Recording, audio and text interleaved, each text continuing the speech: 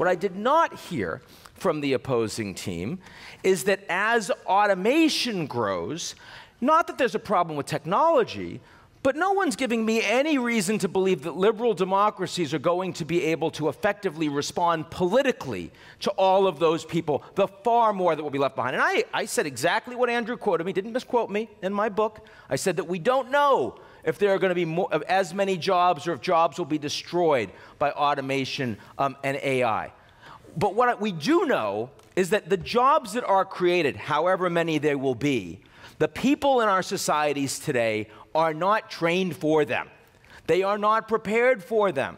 And we also see absolutely nothing in our political system today in the United States and Europe that is prepared to actually transform them. If we leave this many people behind over the last 40 years, when the changes come comparatively incrementally, when we have a sense of how many people are going to go and work in factories abroad, do you think our political system is going to get better when the technologists on the other side say, we literally have no idea what's going to go ahead, but the technology will be great.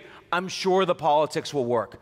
We have far too many technologists that are prepared to tell us that the politics will be just fine. Historically, that's how we get into wars. Alina, who would like to respond on your side? Alina Pellico. I can respond. I didn't have a chance to fit this into my 6 minutes, but we did respond from a policy perspective at the turn of the century that I mentioned, during the great upheaval in the United States. What did the US government do? The US government was actually the first to introduce mass public education into Do you mean the turn of the 19th to the 20th century? Correct. Okay. Just want to be sorry clear. about that. Okay.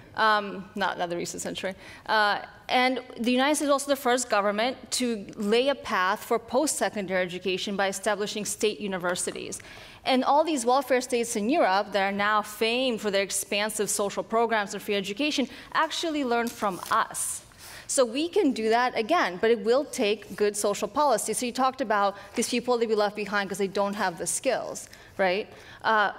There are already private-public initiatives that are happening between Facebook and LinkedIn, and Andrew can talk about that, he's from Silicon Valley, that are trying to retrain people, give them the kinds of digital skills they will need in this new digitized economy. This is happening at the local level, at the state level, and it will happen at the federal level as people start to push for more and more funding and resources of these kind of programs.